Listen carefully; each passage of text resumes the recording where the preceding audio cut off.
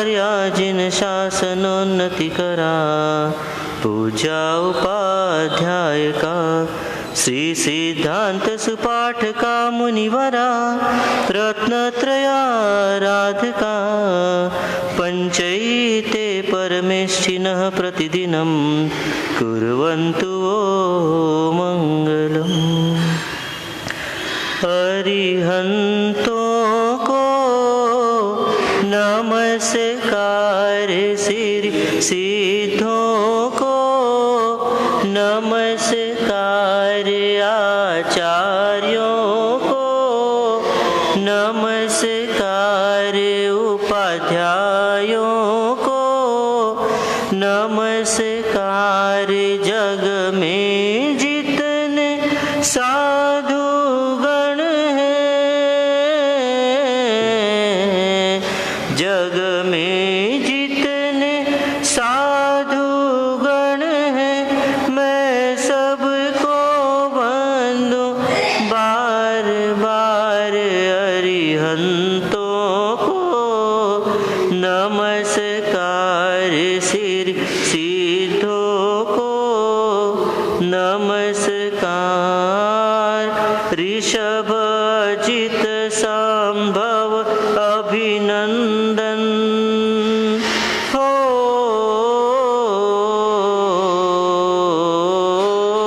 ऋषभजित संभव अभिनंदन। सुमति पद्म सुपार्श्वजिन राय, सुमति पद्म सुपार्श्वजिन। चंद्र पुष्प शीतल से आसनमि, वासु पूज्य पूजित सुर राय, वासु पूज्य पूजित सुर राय। विमल अनंत धर्म जस उज्ज्वल, विमल अनंत धर्म जस उज्ज्वल। शांति कुंतु अरमाली मनाय, मुनि सुव्रत नमि नेमि पार्श प्रभु। वर्धमान पद पुष्प चढ़ाए, वर्धमान पद पुष्प चढ़ाए। 24 के चरण कमल में, 24 के चरण कमल में मेरा वंदन बार बार। अरिहंतों को नमस्कार, श्री सिद्धों को नमस्कार। जिसने राग द्वेष कामादि हो, जिसने राग द्वेष कामादि जीते सब जग जान लिया, जीते सब जग जान लिया। सब जीवों को मोक्ष मार्ग का निष्प्रिय हो उपदेश दिया, निष्प्रिय हो उपदेश दिया। बुद्ध वीर जिन हरिहर ब्रह्मा, बुद्ध वीर जिन हरिहर ब्रह्मा। या जिनेन्द्र या हो अवतार, सबके चरण कमल में मेरा वंदन होवे बार बार। अरिहंतों को नमस्कार, सिद्धों को नमस्कार। आचार्यों नमस्कार, उपाध्यायों को नमस्कार। जग में जितने साधु गण हैं,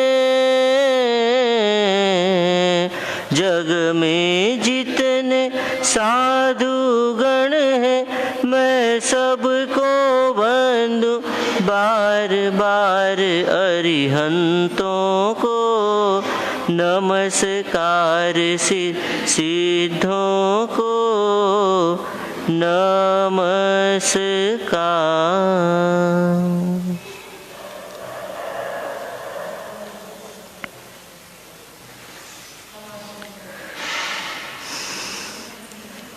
चेतन राम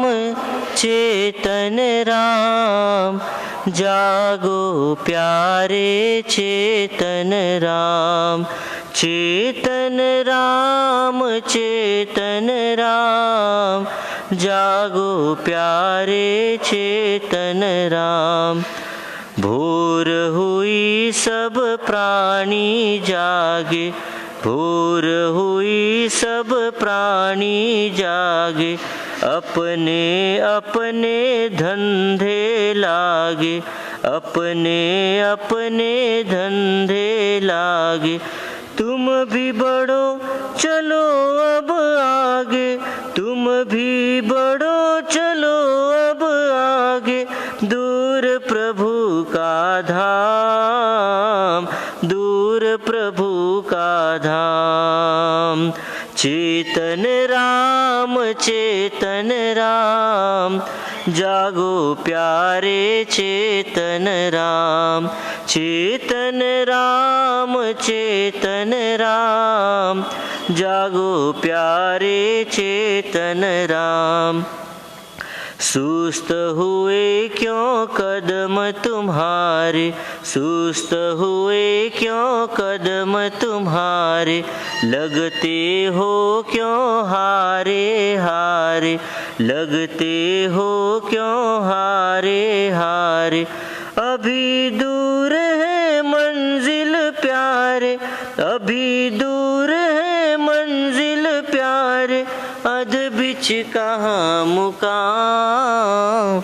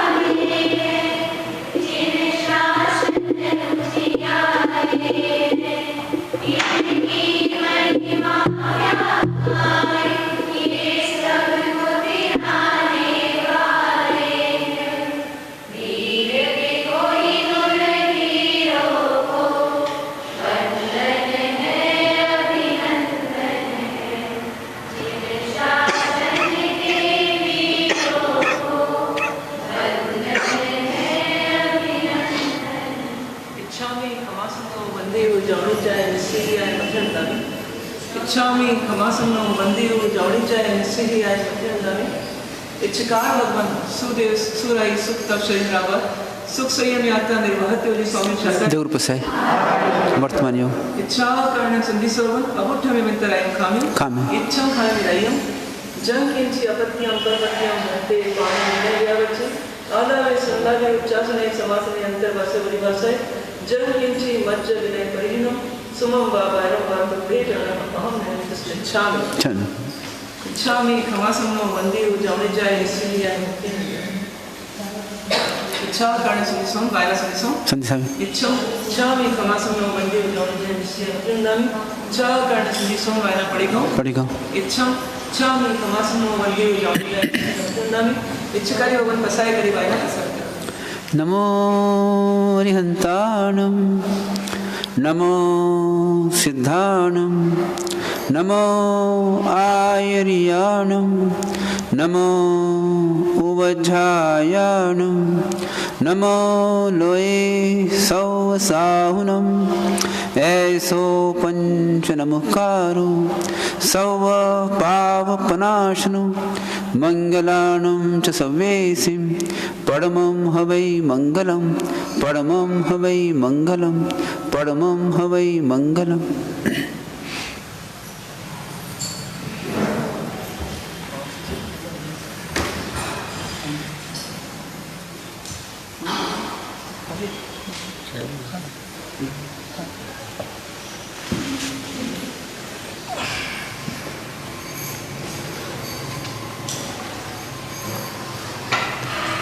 चेतन राम जागो प्यारे चेतन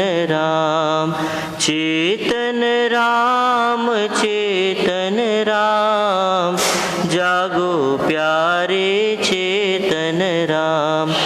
भोर हुई सब प्राणी जागे, भोर हुई सब प्राणी जागे, अपने अपने धंधे लागे, अपने अपने धंधे लागे। तुम भी बढ़ो चलो अब आगे, तुम भी बढ़ो चलो अब आगे, दूर प्रभु का धाम, दूर प्रभु का धाम। चेतन राम जागो प्यारे चेतन राम, चेतन राम जागो प्यारे चेतन राम। सुस्त हुए क्यों कदम तुम्हारे, सुस्त हुए क्यों कदम तुम्हारे, लगते हो क्यों हारे हारे, लगते हो क्यों हारे हारे। अभी दूर है मंजिल प्यारे, अभी दूर है मंजिल प्यारे, अध बिच कहाँ मुकाम, अध बिच कहाँ मुकाम। चेतन राम जागो प्यारे चेतन राम, चेतन राम जागो प्यारे चेतन राम। उठो संभालो अपनी गठरी, उठो संभालो अपनी गठरी, संग में ले लो भक्ति गगरी, संग में ले लो भक्ति गगरी। कूच करो पहुँचो शिव नगरी, कूच करो पहुँचो शिव नगरी, प्रभु पद लो विश्राम, प्रभु पद लो विश्राम। चेतन राम जागो प्यारे चेतन राम, चेतन राम जागो प्यारे चेतन राम। सुख सागर जीवन स्वर्णोदय, सुख सागर जीवन स्वर्णोदय, भेद ज्ञान विज्ञान महोदय, भेद ज्ञान विज्ञान महोदय। मानव जीवन मिला पुण्योदय, मानव जीवन मिला पुण्योदय, करो विचक्षण काम, करो विचक्षण काम। चेतन राम जागो प्यारे चेतन राम, चेतन राम जागो प्यारे चेतन राम।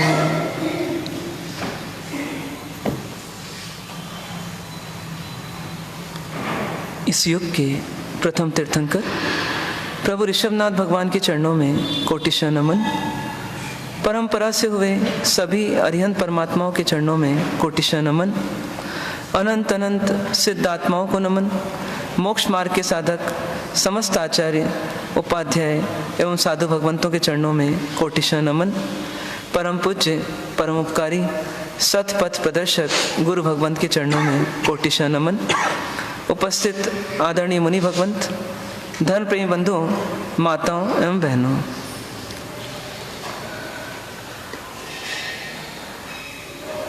भावनाओं को बार बार अपना विषय बनाते हुए आप हम सब परमात्मा के द्वारा बताए गए तत्वों को समझने का प्रयास कर रहे हैं,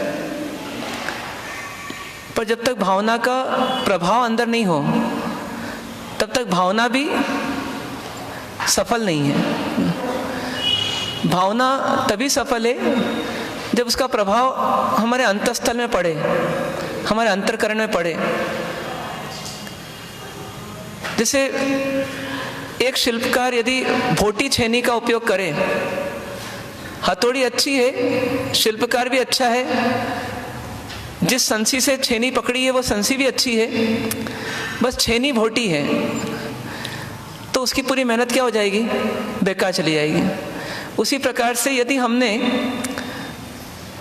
तत्व को श्रवण भी किया, तत्व का चिंतन भी किया, तत्व का मनन भी किया, तत्व का अध्ययन भी किया, तत्व को समझा, तत्व को समझाया, सब कुछ किया, लेकिन बस एक काम नहीं हुआ कि मन में इन भावनाओं का अंकन नहीं हुआ, मन में ये भावना अंकित नहीं हुई, उनका इंप्रेशन मन पर नहीं पड़ा, तो पूरी प्रक्रिया जो है वो हमारी विफल हो जाती है। इसलिए एक तरीका बनाना अपने जीवन का कि पढ़ना गलत नहीं है, सुनना गलत नहीं है, लेकिन पढ़ना और सुनना पर्याप्त नहीं है, कुछ और भी आवश्यक है। वो चीज है कि स्वयं का कार्य, सुनाने वाला सुनाता है, लिखने वाला लिख देता है, लेकिन जो अध्ययन कर रहा है, जो सुन रहा है, जब तक उसका चिंतन नहीं करेगा, उसका मनन नहीं करेगा,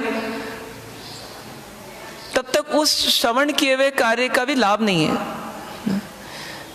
गाय भी जो होती है, जब मिलता है बड़ी मुश्किल से कोई चीज खाने की, तो अंदर तो डाल देती है, लेकिन जब रात में फुर्सत से बैठती है तो फिर क्या करती है? फिर जुगाली करती है।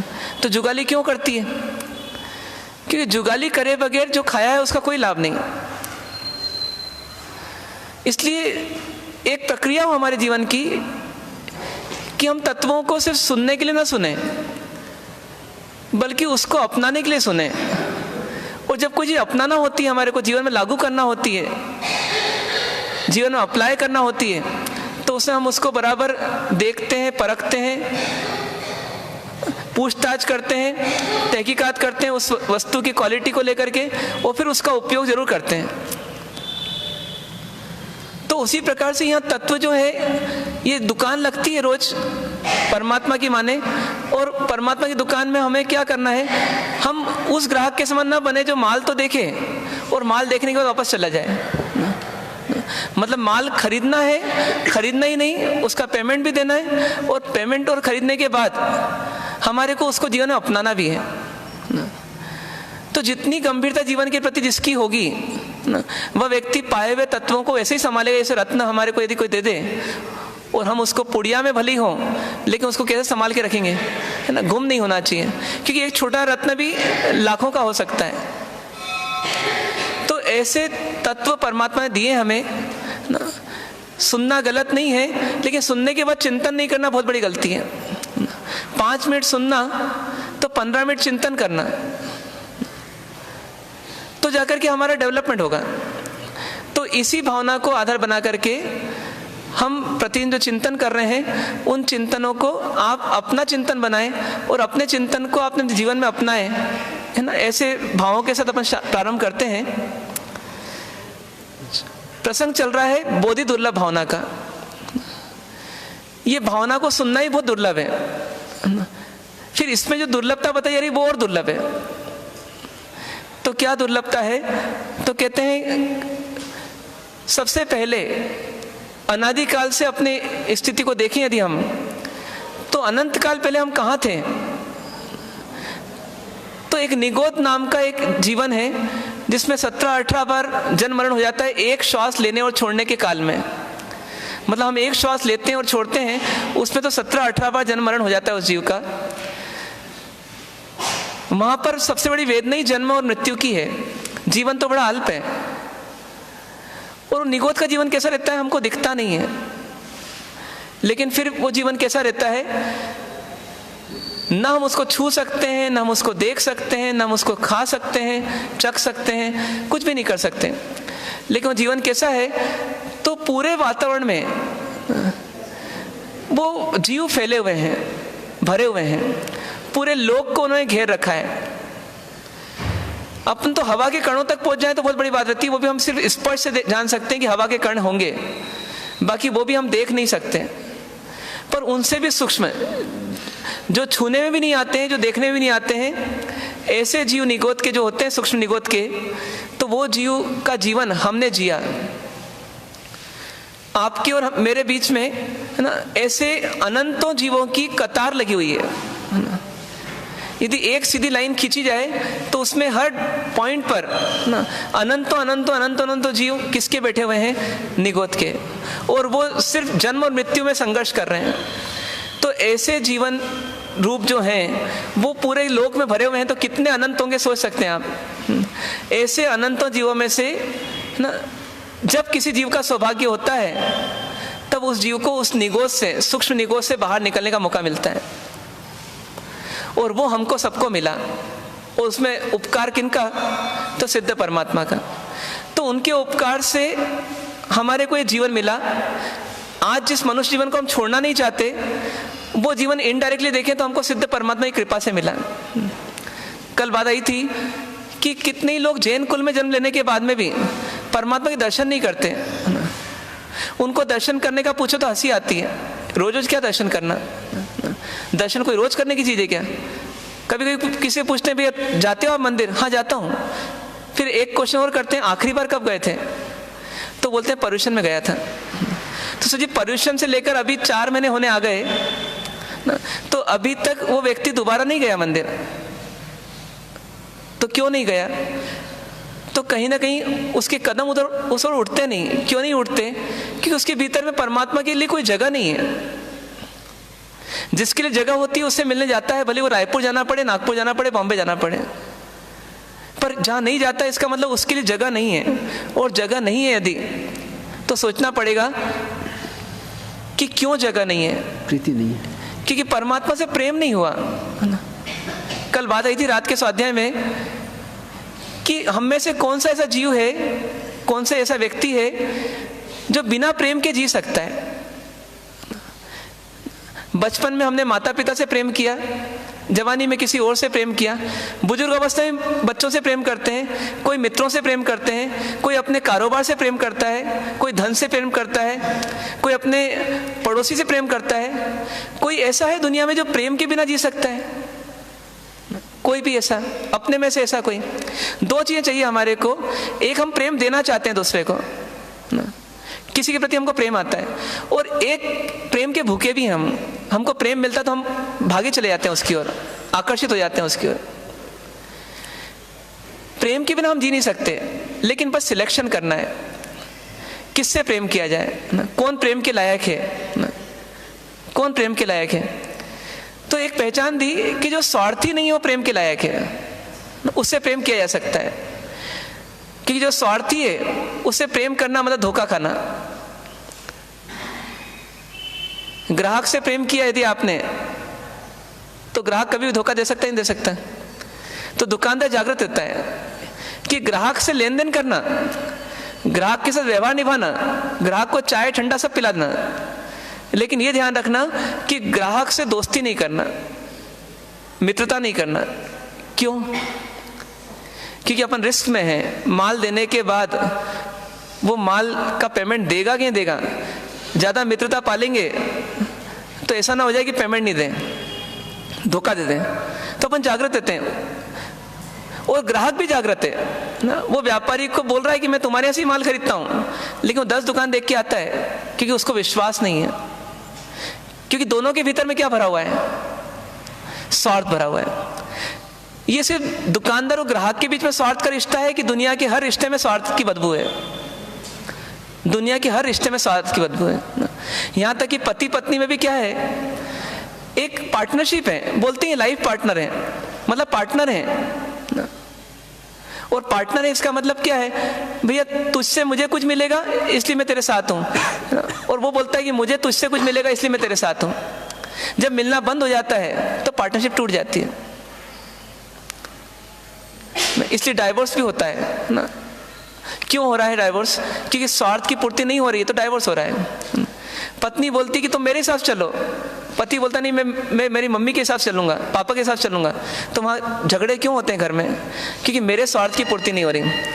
कैसी स्थिति आती है कि रात में पति थका आ रहा आया ना, और खाना भी नहीं खाया ना, और उसके पहले क्या हुए, घर में झगड़े हुए। तो ये झगड़े जो हुए ना, पत्नी से पूछा है कि आपको पति की भूख नहीं दिख रही? बोले नहीं, ये मेरी बात नहीं सुनते, मेरे को भी इनकी बात नहीं देखना। होता है ना ऐसा? तो ऐसा क्यों होता है? क्योंकि वहां पर स्वार्थ हावी हो गया ना। मतलब पति भूखा है वो गौण हो गया, आप पहले मेरी शिकायत सुनो, पहले मेरी बात सुनो और बस हाँ करो जैसा मैं बोलती हूँ। ये क्या हो गया? ये स्वार्थ आ गया। कितने कमजोर रिश्ते हैं हमारे, क्योंकि सब स्वार्थ के रिश्ते हैं, ये टिकते ही नहीं है। प्रेम करना है तो किससे करना? तो परमात्मा से करना, क्योंकि उनमें क्या नहीं है, उनमें स्वार्थ नहीं है। स्वार्थ नहीं है लेकिन हमारा हित करते हैं, वो हमें सन्मार्ग देते हैं। कितनी करुणा है उनकी कि एक माँ में भी इतनी करुणा नहीं आ सकती। माँ तो बोलती इस भाव में तेरा बेटा अच्छा हो, तेरा भला हो, अगले भाव का तो मैं भी नहीं जानती, तुझे क्या बताऊं। और इस भाव में माँ बोलती तू पाप कर भले, क्योंकि अगला भाव तो देखा नहीं है, पाप कर लेकिन पूंजी कमा, पैसा कमा। वो करुणा सागर परमात्मा को कैसी करुणा है हम पर कि उन्हें धर्म का संविधान बताया अपने को, 16-16 प्रहर तक देशना देके बताया। वो क्यों बताया? कि इन जीवों का भला हो जाए, क्योंकि बड़ी मुश्किल से कहां से निकले हैं, निगोद से निकले हैं, और ये वापस कहीं घूमते फिरते फिर निगोद में ना चले जाए, फिर निकलना इतना आसान नहीं वहां से। तो उनको करुणा आती है, उस करुणा में क्या होता है? उपदेश आता है कि कोई व्यक्ति किसी से बोलता कब है, जब या तो अपना स्वार्थ होता है या उसका हित होता है सामने वाले का, तब बातचीत होती है। इसके बिना बातचीत कहाँ होती है? या तो अपना स्वार्थ होता है तो अपन बात करते हैं दूसरे से, या कभी कभी कुछ लोग ऐसे होते हैं कि दूसरे का हित होता है तो इसलिए बोल देते हैं। परमात्मा के भीतर में कौन सा भाव है? या तो अपना स्वार्थ कि मेरे को लोग पूछेंगे, मेरे धर्म की स्थापना होगी, तो बोलते हैं परकृत पूजा रे जे इच्छे नहीं रहे, साधक कारज दाओ ना। वो परमात्मा तो इतने निरागी हैं, इतने वीतरागी हैं ना, उनको कुछ नहीं चाहिए, और कुछ चाहिए होता ना तो 12.5 वर्ष तक गुमनामी की दुनिया में रह करके वो साधना क्यों करते हैं, मौन का पालन क्यों करते हैं? उनके पास तो उस समय बहुत सारी लब्धियां थी, बहुत सारी सिद्धियां थी, तो उस समय उन्होंने प्रयोग क्यों नहीं किया? क्योंकि वास्तव में उनका राग ही मिट गया, और अंत में जाके तो पूरा राग मिट गया। जो पूरे वीतरागी हो गए ना, वो हमें बता रहे हैं कि दुनिया में क्या है, समझो इसको, कहाँ तुम्हें दुख मिलता है समझो, ये कर मत बांधो, ये पाप मत करो, ये दुख की दुनिया मत मांगो, अपना भविष्य मत बिगाड़ो, अपना मनुष्य जीवन निष्फल मत करो। ये सब क्यों बोल रहे हैं? वो क्यों बोल रहे हैं? उनको स्वार्थ है ना, तो उनको स्वार्थ नहीं तो फिर क्यों बोल रहे हैं? क्योंकि बिना स्वार्थ के फिर कब बोलेगा व्यक्ति? तो दूसरा एक ही आधार है, दूसरे का हित। इसलिए परमात्मा की ये बात माननी पड़ेगी हमारे को कि जो उन्हें बोला है, स्वार्थ था नहीं उनको, तो फिर भी बोला, देशना दी, तो देशना सिर्फ एक ही चीज के लिए कि इन जीवों का, ये बाल जीव हैं, ये बच्चों के समान हैं, ये अपना हित अहित नहीं जानते हैं, तो इनको क्या बता दो? इनको अपना हित बता दो। तो उस भाव से उन्होंने क्या दे दिया? हमारे को धर्म दे दिया। तो उन्हीं परमात्मा ने हमें बताया कि देखो ये दुर्लभताएं हैं, ये दुर्लभताएं पार करके तुम्हारे को कुछ पाना है, दुर्लभताओं में अटकना नहीं है। तो सबसे पहली दुर्लभता उन्होंने बताई कि देखो एक सिद्ध परमात्मा मुक्त हुए तो तुम्हें कहाँ जगह मिली? तो निगोद से बाहर आकर के जगह मिली। इन परमात्मा में विश्वास करना या नहीं करना? इन परमात्मा में विश्वास करना या नहीं करना? क्या होना चाहिए? हमारी स्थिति क्या होनी चाहिए?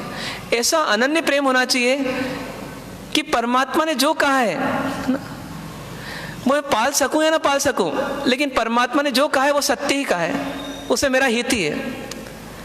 और जब ये समर्पण भाव आएगा, जब श्रद्धा भाव आएगा, जब आत्मीयता का भाव आएगा, जब प्रेम का भाव आएगा, तो उस समय हमारे को भीतर में ये संदेह नहीं होगा कि ये करना चाहिए नहीं करना चाहिए।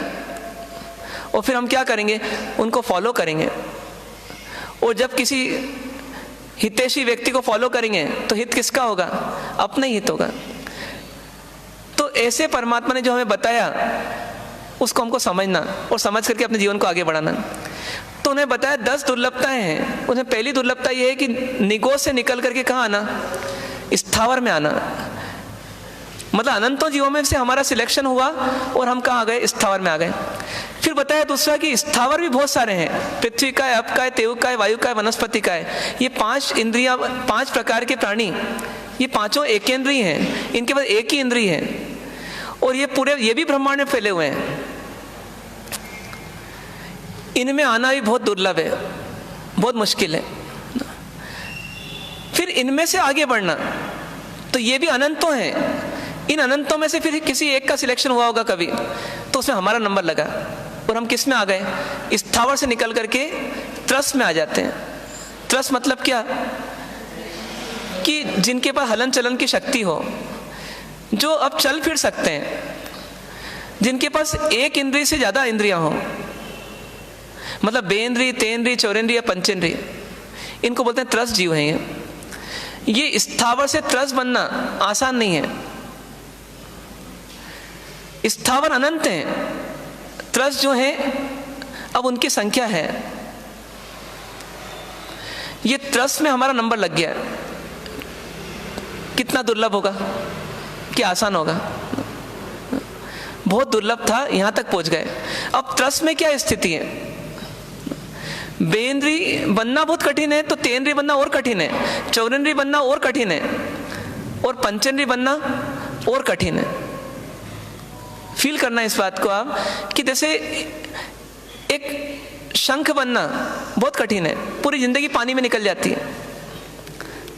चींटी बनना उससे कठिन है, चींटी से मच्छर बनना और कठिन है, और मच्छर से फिर गाय, बैल, बकरी बनना बहुत कठिन है।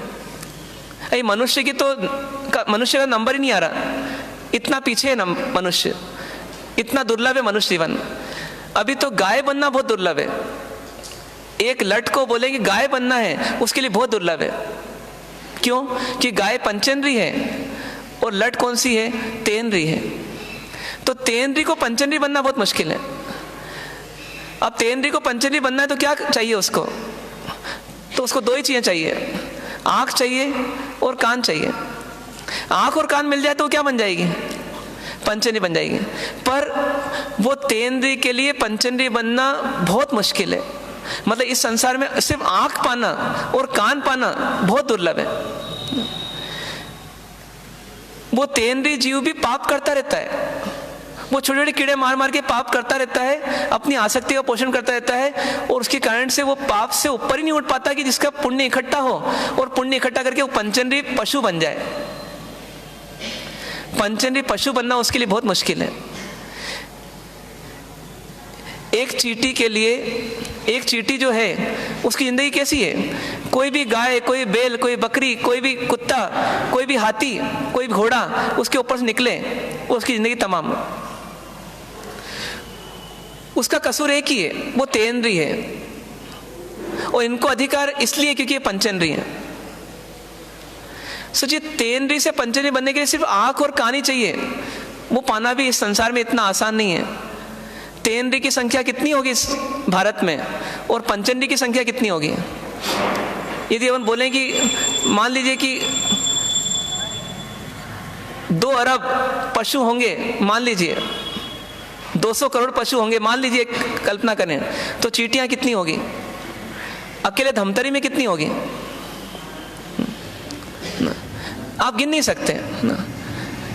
तो ये बता रहा है कि देखो, चींटी बनना तब भी आसान है, वो गाय, बैल, बकरी बनना कितना कठिन है। 200 करोड़ में नंबर लगाना, मान लीजिए कि यदि अपन संख्याएं बोलें तो हम बोलेंगे 200 अरब ये छत्तीसगढ़ में चींटियां होंगी, मान लीजिए, तो उसमें से 2 अरब पशु बन रहा है जो पूरे भारत में है। आसान ही कठिन है। बहुत दुर्लभ है। सोचिए सिर्फ आंख पाना और कान पाना कितना दुर्लभ है। हमने ये आंख और कान दोनों पाई, लेकिन हमने उपयोग क्या किया? हमने उपयोग क्या किया? आंख से टीवी देखी और कान से मोबाइल सुना। पिछले 20 साल से व्यक्ति यही दोनों काम कर रहा है अधिकांश समय। आज कई माताएं बच्चों को मना करती हैं, तो वो भी यही करती हैं। मतलब जिस आंख को, जिस कान को पाना इतना दुर्लभ है कि पंचेंद्रिय बन जाएंगे अपन उससे, और वो बहुत मुश्किल है। एक पशु बनना भी मुश्किल है। तो आप सोचिए कि हमने इन आंख और कान का क्या उपयोग किया। इन आंख और कान को उपयोग करके तो हमारे को धर्म आराधना करनी थी, कर्मों की निर्जरा करनी थी, परमात्मा के दर्शन करना थे। चंदा प्रभु स्वामी भगवान के स्तवन में क्या बोलते हैं कि मुझे देखन दे, सखी देखन दे, ना किसको देखना? गत कलिमल दुख द्वंद। कौन है ऐसा जिसके सब कलुष्टाएं, कलिमल सब क्या हो गए? जा चुके हैं। और जो एकदम उज्जवल पवित्र आत्मा बन चुकी है, शुद्ध आत्मा बन चुकी है, उसको देखने दे मेरे को। हे मित्र देखने दे। क्यों? क्योंकि ऐसी आत्माएं देखने का मौका मेरे को तेनरी में नहीं मिलेगा, मुझे बेनरी में नहीं मिलेगा, मुझे एकेंद्री में नहीं मिलेगा। बाकी सबको तो मैं चक करके, सूंघ करके समझ जाऊंगा, लेकिन मेरे को दीदार नहीं होगा, देखने के भाग्य नहीं खिलेगा, देख नहीं सकूंगा। इस जन्म में कईयों की आंख की रोशनी कम हो जाती है, बुढ़ापे में वो देख नहीं पाते। कईयों को आंख नहीं मिलती, जाति पंचेंद्रिय मिली लेकिन आंख नहीं मिली। सोचिए, तो ये जो बेनरी, तेनरी, चौरेंद्री, पंचेंद्रिय जीव हैं ना, ये कोई देखा जाए तो कोई बहुत अधिक विकसित नहीं है। उनमें भी बेनरी तो तेनरी की तुलना में बहुत कम विकसित है, तेनरी चौरेंद्री की कंपैरिजन में कम विकसित है। तो ऐसे सब जीवन जब क्रॉस होते हैं तब फिर कौन सा जीवन मिलता है? फिर पंचेंद्री संगी का जीवन मिलता है।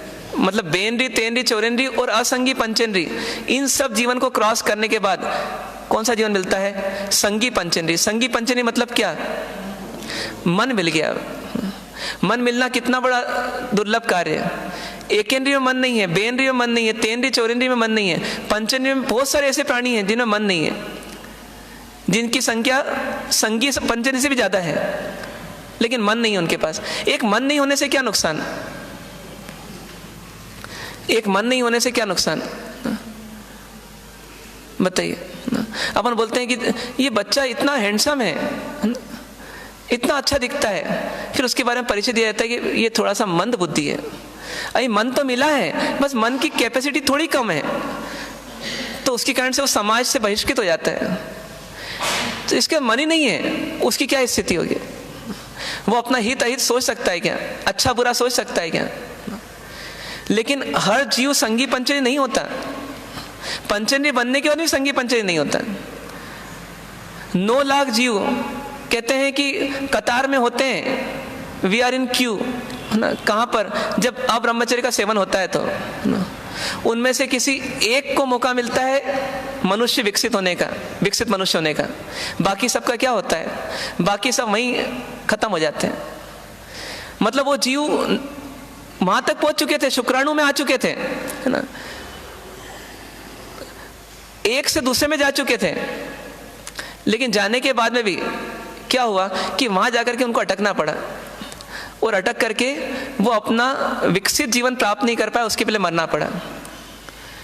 हमने कहीं पर पेशाब की, कहीं पर हमने विष्ठा की, कहीं कुछ किया, सुखी नहीं जगह, तो ज्ञानी प्रमाण देते हैं कि असंख्य जीव किसके पैदा हो जाते हैं? मनुष्य योनि के असंख्य जीव। इसलिए बोलते हैं कि झूठन मत छोड़ो, रात को झूठे बर्तन मत छोड़ो, क्योंकि अपने को पता नहीं है। अपन ये तो सुनते आए कि एबॉर्शन नहीं करवाना चाहिए, लेकिन हम कितने ही असंगी पंचेंद्रिय मनुष्यों की हिंसा एक रात के झूठन में देते हैं, करते हैं।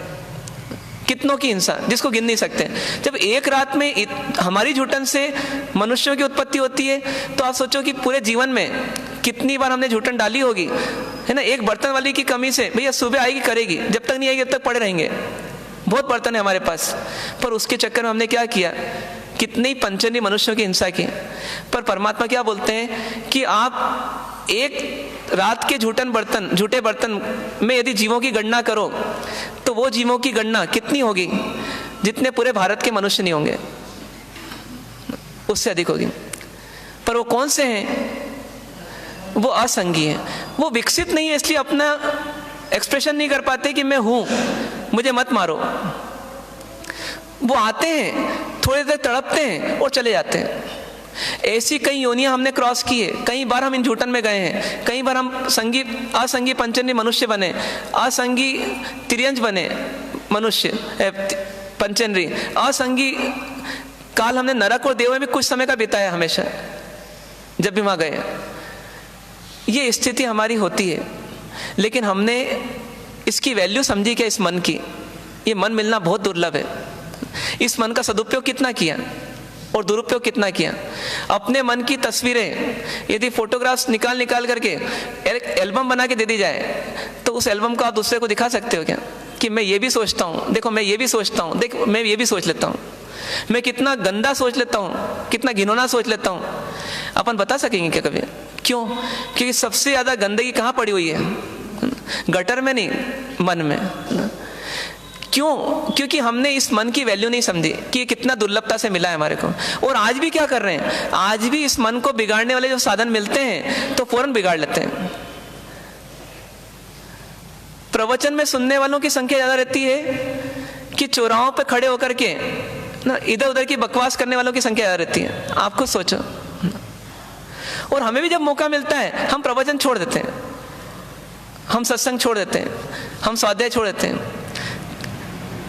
कभी ऐसा सुनने में कई बार आता है कि मैं वहां गया था और उसके बाद मेरा ये मंदिर दर्शन बंद हो गया या मेरा प्रवचन बंद हो गया, फिर आई नहीं मैं चातुर्मास में, पूरा चातुर्मास पूरा हो गया।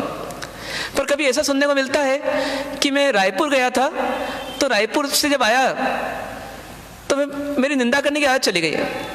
अब निंदा नहीं कर पाता हूं मैं, अब मैं विकथा नहीं कर पाता हूं। अब बहुत दुर्लभ है। कितने ही कहते हैं कि कितनी सर्प जाति के, कितनी मेंढक जाति के, कितने घोड़े जाति के हम बोलते हैं कि संगी पंचेंद्रिय का जीवन। पर संगी पंचेंद्रिय में भी फिर परमात्मा क्या बोलते हैं? फिर 4 गतियां हैं। देव भी संगी पंचेंद्रिय होते हैं, मनुष्य भी होते हैं, तिर्यंज भी होते हैं और पशु भी होते हैं। इन चारों में दी बेस्ट कौन सी? इन चारों में सबसे अच्छी कौन सी? सबसे अच्छा जीवन कौन सा? तो जिसके लिए सब तरसते हैं वो सबसे अच्छा। तो नारकी तरसते होंगे कि नहीं तरसते होंगे कि मेरे को इस दुख से मुक्त कोई जीवन मिल जाए, भले नाम नहीं पता मनुष्य का, लेकिन दुख से मुक्ति मिल जाए मेरे को, ऐसा जीवन मिल जाए मेरे को, तरसते हैं वो। पशु भी देखते होंगे ना, जब आप कमरे में अपने मकान में घुसे और एक गाय घुसने लगी, आपने थोड़ा सा उसको हाथ दिया और आपने दरवाजा बंद किया, तो वो जीव क्या सोच रहा होगा उस समय? सोचने की ताकत तो उसके पास भी है। वो क्या सोच रहा होगा? वो क्यों आना चाहता है आपके गेट के अंदर? क्योंकि उसको पता है कि यहाँ कुछ मिलेगा अपने को, आसरा तो मिलेगा ही अपने को। ठंड जब लगती होगी, कड़ाके की ठंड, हमसे कोई बोले कि बाहर जाकर के गेट बंद करके आ जाओ, या किसी को लेने के लिए रेलवे स्टेशन चले जाओ, हम कितनी चीजें लादते हैं अपने ऊपर, और दरवाजा बंद करना है, भैया दूसरे से करवा लो, मेरे से नहीं होगा, ठंड बहुत कड़ाके की है। सोचिए कई पशु आपको बाहर मिल जाएंगे और कभी कभी आपके पास भी आते हैं, लेकिन अपन क्या करते हैं? उसको दूर कर देते हैं। गाय को रोटी भी देना है तो पहले क्या करते हैं? कमरे के मतलब मकान के सामने नहीं देते, उसको थोड़ा ले आते हैं दूर तक टुंगाते हुए, और फिर जाकर के देते हैं कहीं पर जहाँ सुरक्षित लगता है भैया दूर हो जाएगी हमारे से। मतलब उसको दूर भी कर दें और बला भी टले और दान भी हो जाए। करते हैं कि नहीं करते? कभी ऐसा करते हैं कि उसको और अंदर बुला लें कि आ जाओ माई, अंदर आ जाओ और हमारे घर में बैठो और फिर हम आपको रोटी खिलाते हैं। चलो वहां नहीं कर सकते, कम से कम जहां आइए वहां तो दे दो। नहीं, उसको पहले ले जाएंगे हम दूर, उसके बाद फिर हम देंगे। ये भाव हमारे अंदर की है, स्थिति है, ये हमारा मन है, और इस मन का हम दुरुपयोग कर रहे हैं और पाप बांधे जा रहे हैं। पुण्य के कामों में पाप का मिश्रण है, अच्छे भावों के साथ भी गलत भाव चल रहे हैं। तो ज्ञानी बोलते हैं कि तिर्यंज गति के जीव भी तरसते होंगे इस जीवन के लिए, तरसते ही हैं, और नरक गति के जीव भी तरसते हैं, और यहाँ तक कि नर काया को सुरपति तरसे, सो दुर्लभ प्राणी। ऐसा क्यों कहते हैं कि परमात्मा का अभिषेक करने के लिए इतने इंद्र आते हैं? आज सिमंदर स्वामी के चरणों में कई देवी देवता वास करते हैं। क्यों कहा जाता है ऐसा? ये गप नहीं है, ये गप नहीं है। आज हम लोग बनारस में थे, अमेरिका से कुछ लोग आए थे, और वो किस लिए आए? तो वहाँ पर अध्ययन करने के लिए आए। क्या अध्ययन करने आए? तो बोलते हैं कि जैन धर्म का अध्ययन करने आए। उनसे पूछा कितने दिन के लिए आए? 3 महीने की छुट्टी ले रखी है हमने अपने काम काज से। ऐसा क्या क्रेज है उनको? तो बोले कि नहीं, हमारे को यहाँ जो चीज़ मिलती है वो वहाँ नहीं मिल सकती हमारे को। यहाँ क्या चीज़ मिल रही है ना? वही आत्मा, वही परमात्मा, वही गुरु और वही धर्म, वही सब बातें तो हैं, लेकिन उनको वैल्यू समझ में आ रही है। क्यों? क्योंकि उनको ये चीज़ें सुनने को नहीं मिलती। वहाँ पर जितना फिलोसॉफिकल डेवलपमेंट भी हुआ तो कैसा हुआ? बौद्धिक डेवलपमेंट हुआ। कभी वहाँ पर मुनि नहीं बनते कोई, ना कहीं मुनि बनकर के विचरण नहीं करते। तप और त्याग की महिमा नहीं है वहाँ पर, है ना। इतिहास तो वहाँ भी बहुत पुराना है, यहाँ भी पुराना है, पर यहाँ ऋषि मुनियों का देश रहा है, और वहाँ पर हमारे को इतिहास नहीं मिलता कि कोई मुनि बने हो और मुनि जैन मुनि जैसे हो। क्यों नहीं मिलता? क्योंकि वहाँ पर ज्ञान तो खूब था, फिलोसॉफिकल डेवलपमेंट तो बहुत हुआ कि संसार का सत्य क्या है, लेकिन सत्य सिर्फ बुद्धि में चलता रहा, बुद्धि से तर्क चलते रहे, लेखन चलता रहा, लेकिन जीवन में आचरण में नहीं आया। क्यों नहीं आया? क्योंकि वो वहाँ की स्थिति नहीं है। अब वहाँ कोई जन्मे तो उसको विरासत में क्या मिलेगा? विरासत में बड़ी बड़ी बिल्डिंग्स मिलेगी, बड़े बड़े मॉल्स मिलेंगे, खूब मूवी मिलेगी, खूब चकाचौंध मिलेगी, खूब भौतिकता मिलेगी। चम्मच और कांटे में खाना सीखेगा वो, होटल में जाना सीखेगा वो, लेकिन क्या नहीं सीख पाएगा? किसका नाम नहीं सुन पाएगा? देव गुरु धर्म का नाम नहीं सुन पाएगा, आत्मा का नाम नहीं सुन पाएगा। आत्म कल्याण किस पक्षी का नाम है उसको नहीं पता। अब सोचिए इंडिया से कितना दूर है ना। यदि फॉरेन की स्टार्टिंग देखें तो पाकिस्तान, श्रीलंका, चाइना, नेपाल, ये कितने दूर हैं, फिर भी इनके पास क्या नहीं है? इनके पास देवगुरु धर्म नहीं है। ये तो अपना सौभाग्य कि अपन यहाँ टपक गए। थोड़े पास में बारिश होती और वहां टपक जाते तो अपने को ये सब नहीं मिलता। तो ये वैल्यू समझ में आना चाहिए कि जिस गति के लिए सब तरसते हैं वो गति मैंने पाई है। ये बहुत बड़ी दुर्लभता क्रॉस करना है कि नर काया को पालना, क्योंकि देव गति में गए और नरक गति में गए तो वहां भी संगी पंचमी जीवन तो मिलता है, लेकिन वहां पर क्या नहीं मिलता? तो वहां पर मनुष्य जीवन जैसा आत्म कल्याण का मार्ग नहीं मिलता।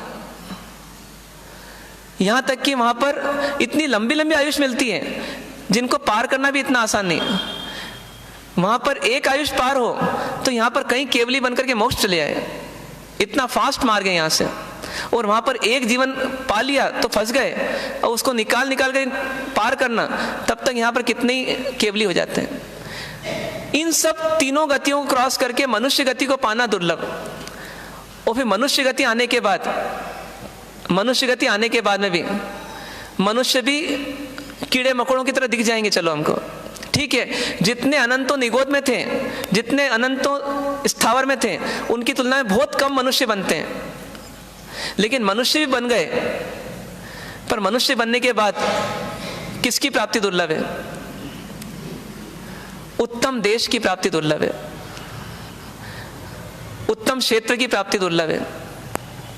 इतना आसान नहीं है।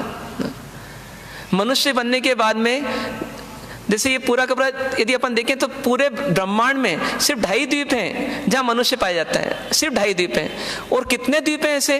तो ऐसे असंख्य द्वीप हैं। असंख्य द्वीपों में से सिर्फ 2.5 द्वीप हैं जहां पर जीवन है, 3 भी नहीं है। और उन 2.5 द्वीप में भी देखें यदि तो मनुष्य भी हैं तो तिर्यंज भी हैं, चलिए वो भी ठीक, पर मनुष्य हैं 2.5 द्वीप में। पर 2.5 द्वीप में जितने क्षेत्र में कर्म भूमि होती है वो बहुत कम होती है। बाकी अधिकांश भूमियां कौन सी होती है? कहते हैं भोग भूमियां हैं। भोग भूमि में सब कुछ रहता है लेकिन धर्म नहीं रहता है। वहां भोग विलास सब रहता है लेकिन धर्म नहीं रहता है। कर्म भूमि के बिना धर्म नहीं मिलता।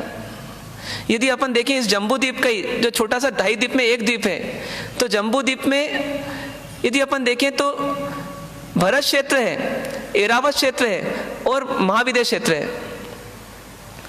तो भरत क्षेत्र की बात करें, इसमें अपना जन्म हुआ है, तो भरत क्षेत्र में भी कैसी स्थिति है?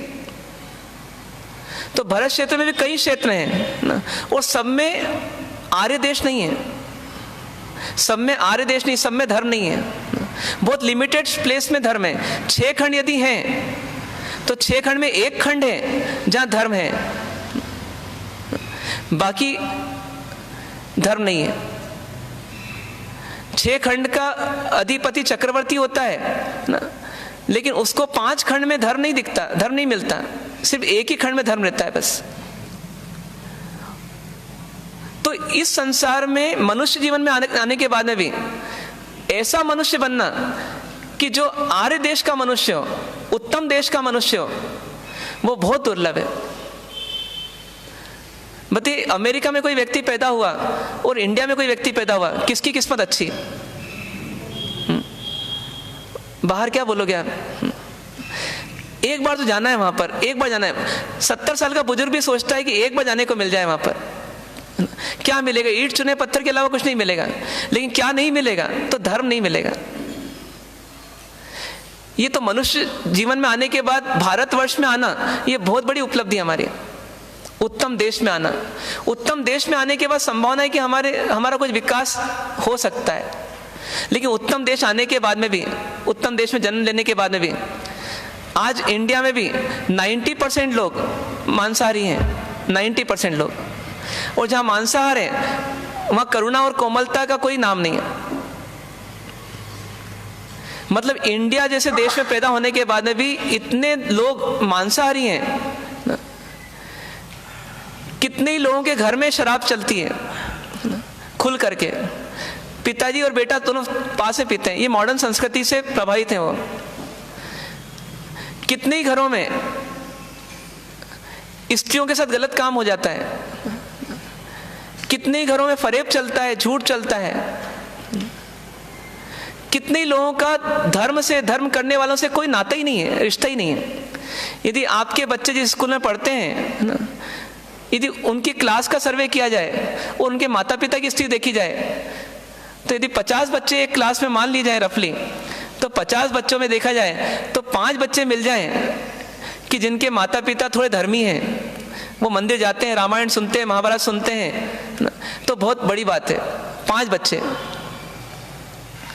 जब हम लोग कॉलेज में थे तो मुझे याद है कि पूरी बैच में 8-10 जैन बच्चे थे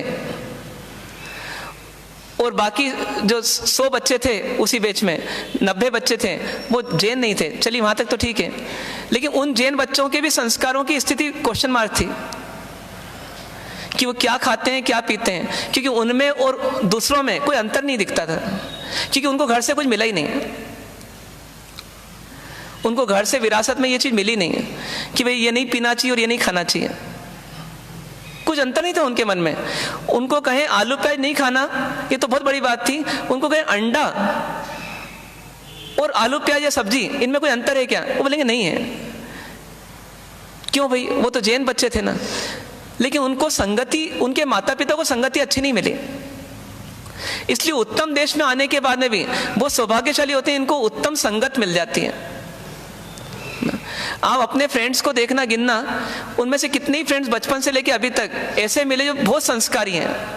कोई मुनि बना हो, कोई साध्वी बनी हो ना, कोई बिल्कुल धर्म में एकदम आगे है, नैतिकता जिसकी बहुत अच्छी है, जो समाज सेवा आदि करता हो, ऐसे बहुत कम मित्र मिलेंगे। अधिकांश भोग विलासी मिलेंगे। आपकी बच्चियां हॉस्टल में जाती हैं ना, उनसे पूछें कभी कि क्या चर्चा चलती है तुम्हारे रूम में ना, तो कभी कभी ऐसा बोलते हैं कि लड़कों के रूम में जितनी चलती है उतनी लड़कियों के रूम में चल जाती है। कारण क्या है? संगति बिगड़ जाती है। तो इसलिए बोला कि उत्तम देश मिल गया वो भी काफी नहीं है, उसके बाद एक घाटी और पार करता है कोई जीव, बहुत पुण्य इकट्ठा करता है, तो उसको उत्तम संगति मिलती है। उत्तम संगति मिलने के बाद में भी, उत्तम संगति मिलने के बाद में भी बोलते हैं कि उत्तम संगति कई प्रकार की होती है। भैया इनका कैरेक्टर ठीक है। जैसे एक व्यक्ति बोलते हैं कि मैं मंदिर नहीं जाता हूँ, लेकिन मैं झगड़ा भी नहीं करता हूँ, है ना, हमारे घर में ठीक ठाक चलता है सबका, कोई दिक्कत नहीं है, और हम एक दूसरे का ध्यान भी रखते हैं ना, ठीक चल रहा है, हमको सेटिस्फेक्शन है, हम क्यों धर्म करें ना। तो संगति तो अच्छी है उनकी, इसलिए उनके जीवन में नैतिकता तो दिख रही है।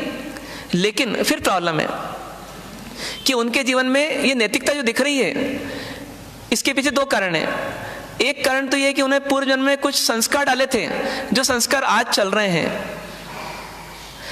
उनके पास आगे का पेट्रोल भराने की कोई व्यवस्था नहीं है, यानी देवगुरु धर्म नहीं है उनके पास। पुराना पेट्रोल काम आ रहा है गाड़ी में अभी। और दूसरा ये है कि उनका कुछ ऐसा सहयोग बन गया कि उनको ऐसे लोग मिल गए जो नैतिकता के तौर पर अच्छा जीवन जी रहे हैं। भैया आप भले परिवार से हैं ना, ज़्यादा कुछ गड़बड़ नहीं करते, कोई झूठ फरेब नहीं करते, कोई अन्याय नहीं करते, लेकिन हम जीते हैं बस अपने सीमा में, हमको धर्म से कोई सरोकार नहीं। ऐसे कुछ लोग मिल गए तो उनको एक तरफ ट्रेनिंग मिली नैतिकता की और एक तरफ ट्रेनिंग मिली धर्म से नहीं जुड़ने की।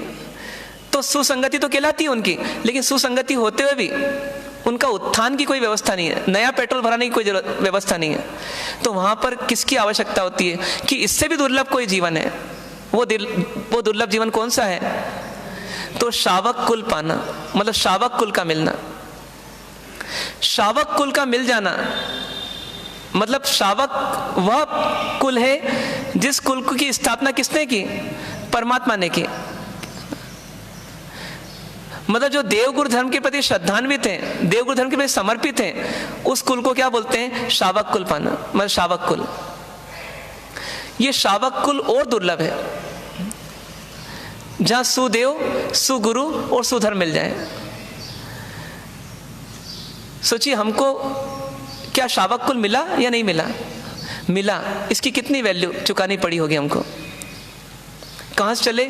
निगोत, अनंतों जीव। वहां से कोई एक जीव का सिलेक्शन हुआ और निगोत से बाहर आया, हम उसमें से सिलेक्ट हो गए, उसमें से निकले, स्थावर में आके फंसे। स्थावर में अनंतों जीव, पृथ्वी का है, आपका है, तेव का है, वायु का है, वनस्पति का है, सब मिला ले तो उनमें से निकले और त्रस गति में आए। त्रस गति बड़ी विशाल, अधोलोक में भी है, ऊर्ध्वलोक में भी है, मध्यलोक में भी है। उन सब में बेनरी से तेनरी, तेनरी से चौरेंद्री, चौरेंद्री से पंचेंद्री, ऐसे करते करते असंगी पंचेंद्री, असंगी से फिर संगी में, और संगी में आने के बाद में भी नरक, देव और तिर्यन से निकल करके मनुष्य गति में आना बहुत दुर्लभ है। मतलब कहें कि पुण्य जो है वो जत्थेबंद पुण्य इकट्ठा होता है, तब जाकर के मनुष्य का भाव मिलता है। एक भाव 60 साल, 70 साल, 80 साल का जत्थेबंद पुण्य इकट्ठा होता है। तो क्या बोलते हैं? बहु पुण्य केरा पुंज थी। पुण्य का पुंज इकट्ठा हुआ, पुण्य का भंडार इकट्ठा हुआ। कितने डंडे खाए होंगे उसके लिए, कितने चाबुक खाए होंगे उसके लिए, कितना भूखे रहे होंगे उसके लिए। वो सब थोड़ा थोड़ा पुण्य इकट्ठा होता गया, और वो पुण्य इकट्ठा होते होते मनुष्य का जीवन मिला। इस घाटी को ही पार किया हमने। मनुष्य जीवन से निकले, मतलब मनुष्य जीवन से और ऊपर उठे, तो मनुष्य जीवन में आने के बाद फिर हमारे को 2.5 द्वीप में जन्म मिला। 2.5 द्वीप में जो जन्म मिला उसमें हमारे को कर्म भूमि में जन्म मिला, और हमारे को भरत क्षेत्र में जन्म मिला। और भरत क्षेत्र में भी 5 खंड छोड़ करके है ना, एक खंड मिला जिसमें कि धर्म है। और वहां पर भी हमारे को आर्य देश मिला, और आर्य देश में भी हमारे को सुसंगतियां मिली, और सुसंगतियों में भी हमारे को कौन मिल गया? शावक का कुल मिल गया। कितना मुश्किल रहा होगा, आसान की कठिन, महाकठिन। इस शावक कुल की क्या वैल्यू? इस शावक कुल की क्या वैल्यू? जब हमारे शावक कुल में हम हैं, तो हम शावक कुल के लिए क्या ड्यूटीज पे कर रहे हैं? इसको पाने के साथ हमारी क्या ड्यूटीज हैं? हमको जब इसकी वैल्यू समझ आएगी तो हम इसकी ड्यूटी पे करेंगे, इसका सदुपयोग कर सकते हैं। हम सुबह मंदिर दर्शन करने नहीं जाते, कई लोग 4 महीने चले जाते हैं, 8 महीने नहीं जाते। कई बार कभी हम मंदिर दर्शन करते हैं तो पूजा को स्किप कर जाते हैं। पूजा करते हैं तो फटाफट टिकी घुमाई और चले भागे। यदि हमने देव दर्शन कर लिए तो गुरु दर्शन नहीं करते। गुरु दर्शन करने आ जाते हैं लेकिन गुरु प्रवचन नहीं सुनते।